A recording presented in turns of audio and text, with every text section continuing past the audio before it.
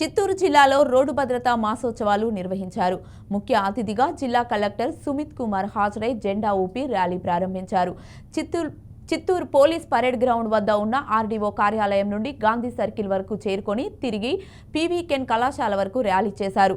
ఈ కార్యక్రమంలో DPC Niranjan Reddy, RTO Sunil Kumar, ఎంవీఐలు పాల్గొన్నారు.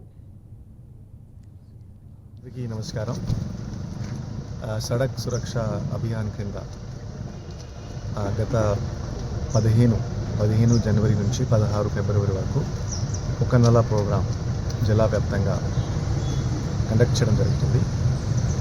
ఈ ప్రోగ్రాం క్రింద చిత్తూరు జిల్లా వాసులందరికీ ఒకటి విజ్ఞప్తి: ట్రాఫిక్ నియమ్స్ పాటించేయాలి, హెల్మెట్ వేయాలి, డ్రంక్ అండ్ డ్రైవింగ్ ఎవరైనా చేయకూడదు, ర్యాష్ డ్రైవింగ్ ఎవరైనా చేయకూడదు.